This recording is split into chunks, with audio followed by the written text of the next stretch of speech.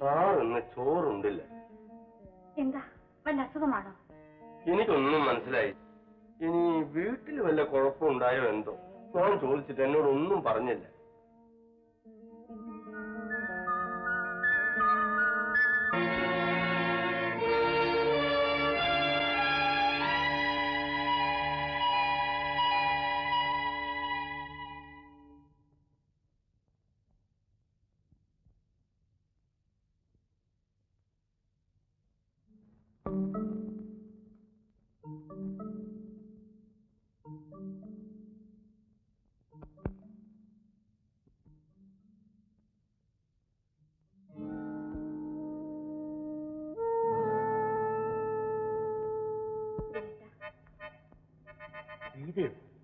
ഈ അസമയത്ത് ശ്രീയേട്ടനെ കാണാൻ ആരെങ്കിലും കണ്ട?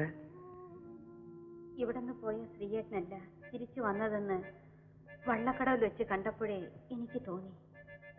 അതാണ് ഒന്നും ആലോചിക്കാതെ ഈ സമയത്ത് ഞാനിങ്ങ് പോന്നത്. ശ്രീയേട്ടൻ എന്താ ഊണ് കഴിക്കാഞ്ഞത്?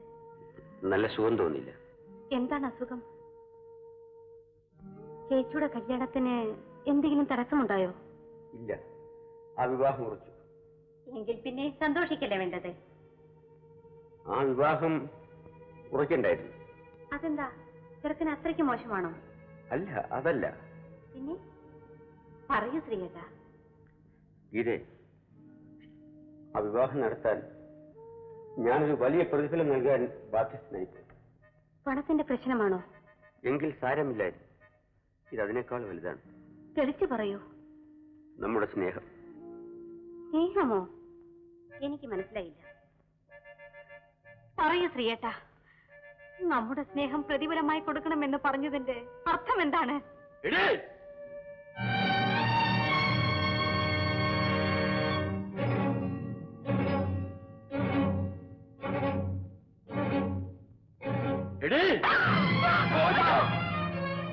അമ്മാവനോ? സാറേ, സാറൊരു വലിയ മനസ്സിലാണെന്ന് ഞാൻ കരുതി. പക്ഷേ ഈ പാവപ്പെട്ട എന്നോട് വേണ്ടായിരുന്നു സാർ. ഇത്രയും നാള് നമ്മളോട് കാണിച്ച ഈ സ്നേഹത്തിന്റെ പിറകിൽ ഇങ്ങനൊരു ചതിവുണ്ടാവുമെന്ന് നമ്മൾ കരുതിയില്ല സാറേ. അയ്യാരെ, സ്നേഹിക്കുന്ന തെറ്റാണ് എങ്കിൽ ആ ഒരു തെറ്റ് മാത്രമേ ഞങ്ങൾ ചെയ്തിട്ടുള്ളൂ. പാതിരാത്രിയിൽ മുറിയിൽ വിളിച്ചിരുത്തിയാണോ സ്നേഹിക്കുന്നത്? അതിനിവിടെ വേറെ പേരാണ് പറയുന്നത്. നിങ്ങൾ ഇവിടെ നശിപ്പിക്കാൻ ശ്രമിക്കുകയായിരുന്നു. ഈ സന്ദർഭത്തിൽ ഞാൻ എന്തു പറഞ്ഞാലും നിങ്ങൾ വിശ്വസിക്കില്ല. പക്ഷെ എന്റെ മനസ്സിൽ തെറ്റിന്റെ ചിന്ത പോലും ഉണ്ടായിരുന്നില്ല. നായരെ, ഏതായാലും ഇത് ഇവിടം വരെയായി. ഇത് നാട്ടുകാരറിഞ്ഞ് പിന്നെ നമ്മൾ ജീവിച്ചിരുന്നിട്ട് കാര്യമില്ല. ഇവര് സ്നേഹിച്ചെന്നല്ലേ പറയണത്. ഇവര് തമ്മിൽ കെട്ടട്ടെ.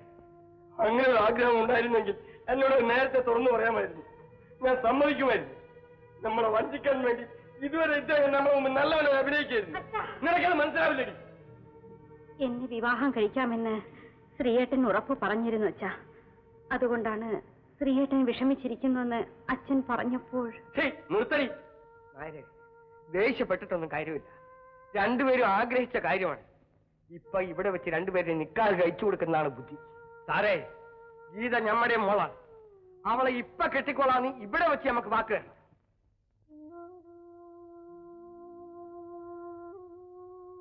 സാറെന്താ ഒന്നും മുണ്ടാത്തത്? ഗീതയെ വിവാഹം കഴിക്കാൻ എനിക്ക് സാധ്യമല്ല. ഇപ്പോൾ എങ്ങനെ ഇരിക്കുന്നടി? നിങ്ങൾ എന്താണ് പറഞ്ഞത്? അവളെ കെട്ടാൻ നിങ്ങൾക്ക് വയ്യെന്ന. അപ്പൊ നിങ്ങൾ മനഃപൂർവ്വം അവളെ ചതിക്കാൻ വേണ്ടി സ്നേഹിച്ചാണെന്ന് പറ. ഞാൻ അവളെ സ്നേഹിച്ച സത്യമാണ്. പക്ഷേ എനിക്കത് വിവാഹം കഴിക്കാൻ സാധ്യമല്ല. എന്റെ കുടുംബത്തോടുള്ള കടമ നിറവേറ്റാൻ ഞാൻ ബാധ്യസ്ഥനാണ്. ഈ ചേച്ചിക്ക് വേണ്ടി, അവരുടെ വിവാഹം നടക്കാൻ വേണ്ടി എനിക്ക് മറ്റൊരു വിവാഹത്തിന് സമ്മതിക്കേണ്ടി വന്നു. ശ്രീയേട്ടൻ മറ്റൊരു വിവാഹം ചെയ്യാൻ പോകുന്നെന്നോ? ശ്രീയേട്ടൻ തിരിച്ചു വന്ന ഉടൻ നമ്മുടെ വിവാഹകാര്യം അച്ഛനോട് പറയാമെന്ന് സമ്മതിച്ചിട്ടല്ലേ ശ്രീയേട്ടൻ പോയത്? എന്നെ ജീവനേക്കാൾ സ്നേഹിക്കുന്നല്ലേ ശ്രീയേട്ടൻ പറഞ്ഞത്? ആ ശ്രീയേട്ടനാണോ എന്നെ ഉപേക്ഷിച്ചിട്ട് മറ്റൊരു സ്ത്രീയെ വിവാഹം കഴിക്കാൻ പോകുന്നത്? എന്നോട് ക്ഷമിക്കൂ ഗീത.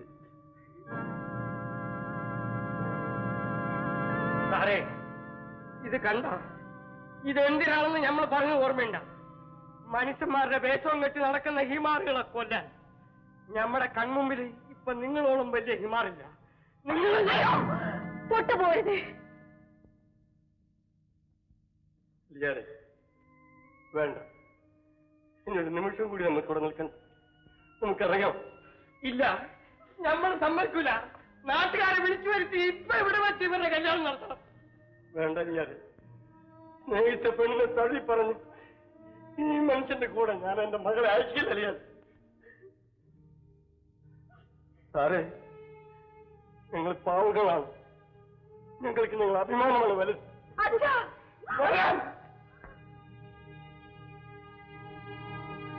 ഇപ്പൊ തൃപ്തിയായ സാറേ, ഞങ്ങൾക്ക് മനുഷ്യന്മാരെ സ്നേഹിക്കാനേ അറിയാവൂ, സതിക്കാൻ അറിഞ്ഞൂടാ. സാറ് ഞങ്ങളോട് കാണിച്ചത് പടച്ചോന് പോലും നിരക്കാത്ത ചതിവാണ്. ഒരപേക്ഷയേ ഉള്ളൂ, നിങ്ങൾ ഈ നാട്ടിൽ നിൽക്കരുത്. നാളെ നേരം വെളുക്കുമ്പോ ഈ നാട്ടിലെ മനുഷ്യന്മാർ നിങ്ങളുടെ മുഖം കാണരുത്. കണ്ടാ കാർക്കിച്ച് തുപ്പും.